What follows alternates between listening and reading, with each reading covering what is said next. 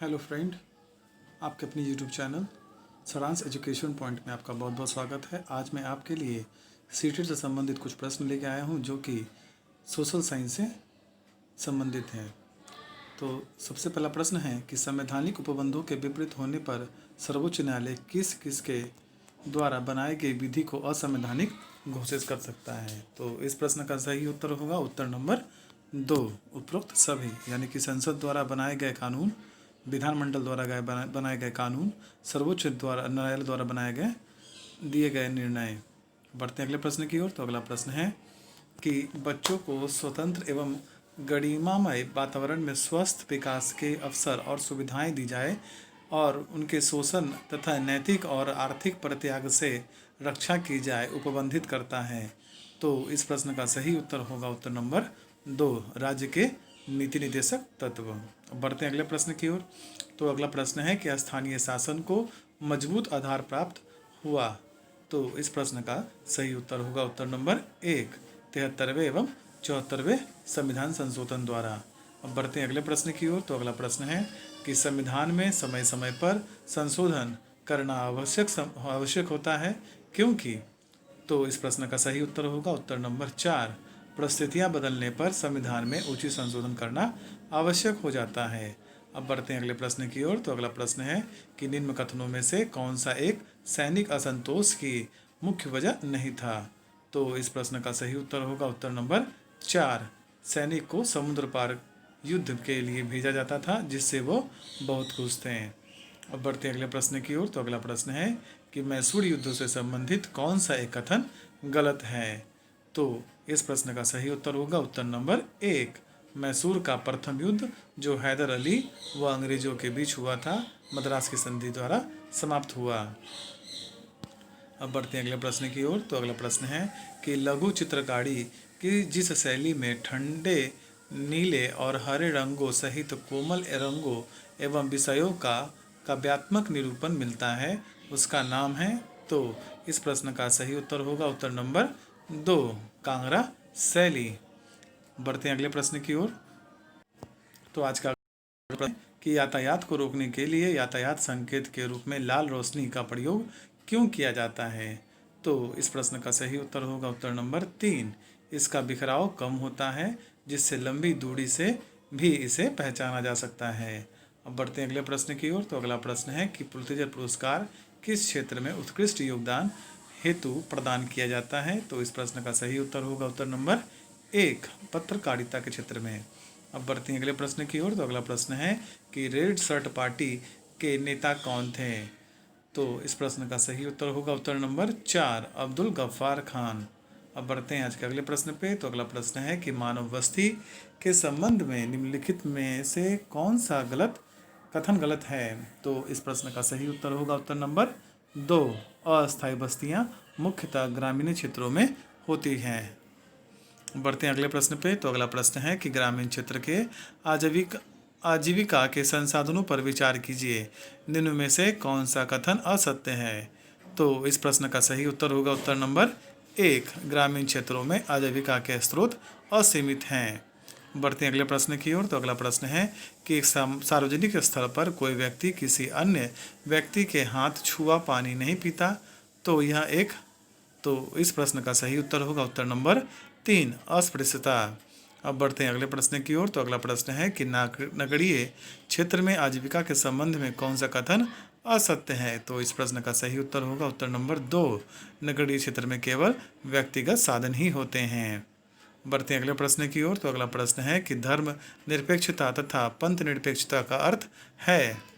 तो इस प्रश्न का सही उत्तर होगा उत्तर नंबर 4, राज्य पर धर्म का प्रभाव सामाजिक रूप से होता है। बढ़ते हैं आज के अगले प्रश्न पे। तो अगला प्रश्न है कि निम्न में से कौन सा कथन सामाजिक अध्ययन शिक्षण के कौशल संबंधी उद्देश्य से संबंधित है। तो इस प्रश्न का सही उत्तर होगा उत्तर नंबर 4, छात्रों में मानचित्र, चार्ट, ग्राफ बनाने तथा मुद्रित और चित्रात्मक सामग्री को पढ़ने की कुशलता का विकास करना।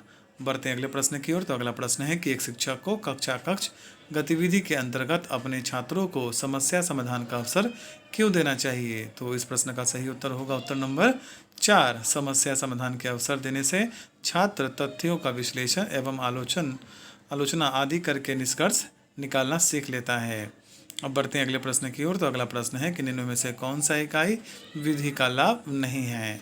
तो इस प्रश्न का सही उत्तर होगा उत्तर नंबर 2। इसमें छात्रों की व्यक्तित्व विभिन्नताओं की संतुष्टि की जा सकती है। बढ़ते हैं अगले प्रश्न की ओर। तो अगला प्रश्न है कि सामाजिक विज्ञान विषय का उद्भव किस सिद्धांत पर आधार हुआ? तो इस प्रश्न का सही उत्तर होगा उत्तर नंबर 1। सामाजिक विज्ञान के विषयों को समन्वित ज्ञान कराने हेतु। अब बढ़ते हैं अगले प्रश्न की ओर। तो अगला प्रश्न है कि सामाजिक अध्ययन क्षेत्र शिक्षण में दृष्टांत सामग्री से तात्पर्य है। तो इस प्रश्न का सही उत्तर होगा उत्तर नंबर 2। शिक्षण के साथ अन्य उदाहरण। अब बढ़ते हैं आज के अगले प्रश्न पे। तो अगला प्रश्न है कि सामाजिक अध्ययन के लिए वांछित अभिवृत्ति है। तो इस प्रश्न का सही उत्तर होगा उत्तर नंबर 1। सामाजिक आर्थिक राजनीतिक संस्थानों में सक्रिय भाग लेना।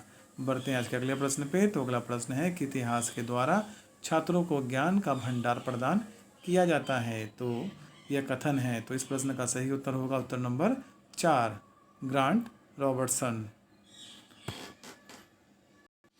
बढ़ते हैं आज के अगले प्रश्न पे। तो अगला प्रश्न है कि निम्न में से कौन सा सिद्धांत डाल्टन प्लान विधि से संबंधित नहीं है? तो इस प्रश्न का सही उत्तर होगा उत्तर नंबर 4। स्वतंत्रता का सिद्धांत यानी कि सहकारिता का उन्नयन, चरित्र निर्माण का सिद्धांत और व्यक्तिगत का सिद्धांत जो है वो डाल्टन प्लान विधि से संबंधित है। अब बढ़ते हैं अगले प्रश्न की ओर। तो अगला प्रश्न है कि निम्न में से क्या मूल्यांकन का उद्देश्य है? तो इस प्रश्न का सही उत्तर होगा उत्तर नंबर 4। उपरोक्त सभी यानी कि शैक्षिक उद्देश्यों से अस्पष्टता लाना, छात्रों का वर्गीकरण तथा श्रेणी निर्धारण करना, प्रयोजन के अनुसार चयन करना। अब बढ़ते हैं अगले प्रश्न की ओर। तो अगला प्रश्न है कि निम्न में से क्या सामाजिक अध्ययन शिक्षण में चर्चा विधि का उद्देश्य है? तो इस प्रश्न का सही उत्तर होगा उत्तर नंबर 2। छात्रों में स्वयं पढ़ने समझने की भावना का विकास करना। अब बढ़ते हैं अगले प्रश्न की ओर। तो अगला प्रश्न है कि कक्षा 7 की सामाजिक अध्ययन विषय की शिक्षिका अपनी कक्षा के दौरान शिक्षार्थियों को निदानात्मक और उपचारात्मक शिक्षण के दौरान सबसे पहला घटक क्या अपनाएगी? तो इस प्रश्न का सही उत्तर होगा उत्तर नंबर 1। शिक्षार्थियों की कठिनाई विशेष की पहचान करना। अब बढ़ते हैं अगले प्रश्न की ओर। तो अगला प्रश्न है कि मानवीय ज्ञान को विभाजित किया जाता है। तो इस प्रश्न का सही उत्तर होगा उत्तर नंबर 4। प्राकृतिक विज्ञान एवं समाज विज्ञान में।